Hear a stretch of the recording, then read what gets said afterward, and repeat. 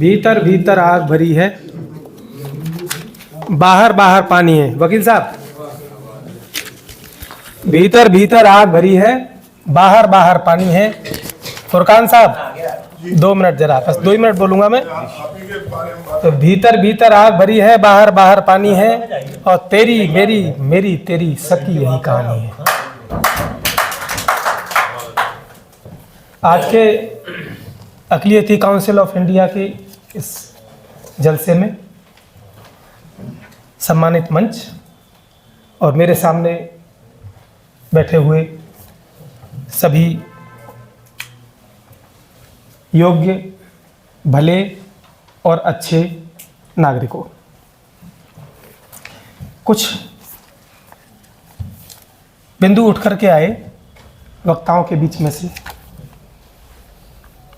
एक सज्जन ने कहा कि मुल्क की तरक्की एक कौम से नहीं हो सकती है।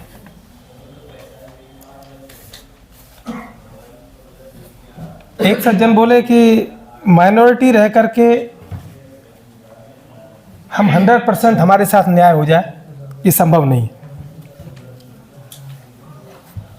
और एक साहब ने कहा कि माइनॉरिटी तो छोड़ो, आने वाले वक्त में पूरे देश को बचाना मुश्किल हो जाएगा। मेयर साहब ने कहा कि एक तो तरीका ये है कि जो हम कर रहे हैं वही करते रहें, दूसरा रास्ता ये है कि अब ये विचार करें कि अब आगे हम क्या करें। देखिए, एक पॉइंट आया तालीम का, शिक्षा का, एक आया सियासी शऊर का। इन सब दोनों बिंदुओं को हमें पैरेलल लेकर चलना पड़ेगा। आज की ये हमारी जरूरत है। अगर पिछड़ा वर्ग आयोग को, अल्पसंख्यक आयोग को, इनकी संवैधानिकता को अगर सही मान्यता दी गई होती तो आज शेड्यूल्ड कास्ट की तरह लोकसभा और विधानसभा में अल्पसंख्यकों और पिछड़ों के लिए सीटें रिजर्व, विधानसभा में और लोकसभा में दोनों में सीटें रिजर्व होती। आज प्रधानी का चुनाव देख लो, ओबीसी का रिजर्वेशन है कि नहीं? प्रधानी में है, जिला पंचायत में है, नगर पालिका में है, विधानसभा और लोकसभा में नहीं है। आपका भला तब तक नहीं हो सकता जब तक आपके नुमाइंदे वहां नहीं पहुंचेंगे जहां आपके हक में कानून बनने हैं। अब सवाल ये उठता है कि कैसे पहुंचे, सवाल ये उठता है कि कैसे पहुंचे। मुझे लगता है कि मुझे कम बोलना चाहिए, लेकिन मैं मतलब की बात कहूंगा।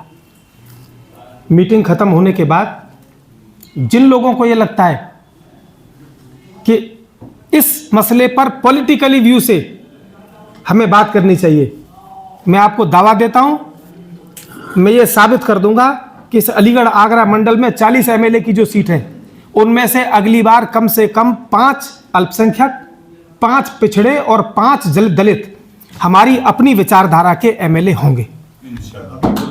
मेरे पास फॉर्मूला है, मैं आपको बताऊंगा।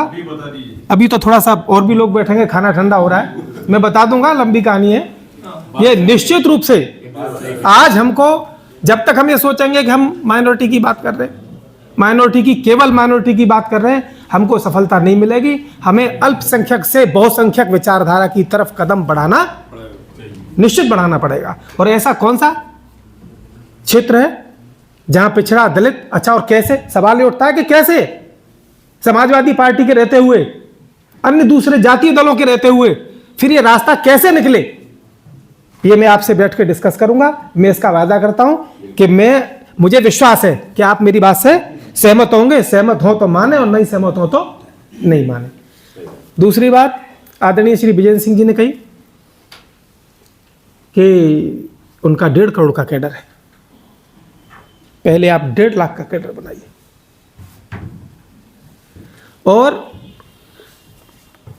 एक बात यह भी आई थी कि हम नई पीढ़ी को अपनी इस योजना में शामिल करें। हम लोगों की, और ख़ास तौर से जो हमसे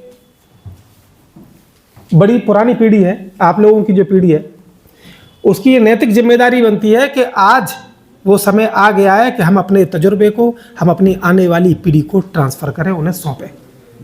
और नहीं तो जो हालत आज हमारे आपके सामने है उससे बदतर हालत उनको फेस करनी। तो कैडर वाली बात जो है मैं उसका पुरजोर समर्थन करता हूँ। और सवाल वो कहा ना कि नाम कुछ भी सही पर लगन एक है, है ना। तो हम किसी भी बैनर से हो, चाहे अक़लियत काउंसिल हो, चाहे पिछड़ा वर्ग हो, चाहे दलित संगठन हो, चाहे कुछ भी हो, लेकिन ये सही बात है कि अपने एक मकसद को पूरा करने के लिए हमें अपने जो समान विचारधारा के जो हमारे संगठन हैं उनको भले ही चाहे जोड़ना पड़े, सोसाइटीज़ को जोड़ना पड़े, लेकिन उस काम को गति देनी होगी और कैडर 1.5 लाख का खड़ा करना ही पड़ेगा।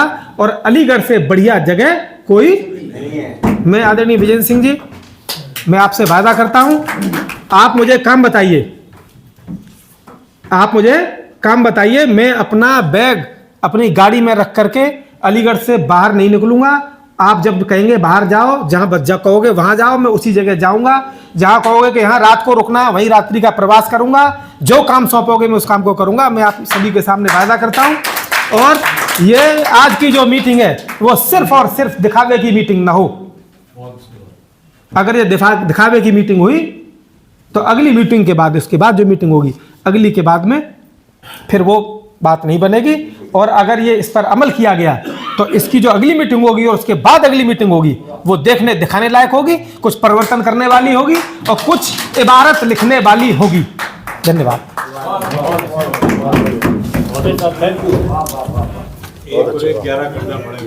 दोस्तों, ये थे वकील साहब जो अपने तासुरात बयान कर रहे थे। नाज़रीन, अगर आप हमारे तहरीक पॉइंट चैनल पर नए हैं तो इसे सब्सक्राइब करें, शेयर करें और साथ ही अपनी कीमती मशवरों से हमें नवाजें।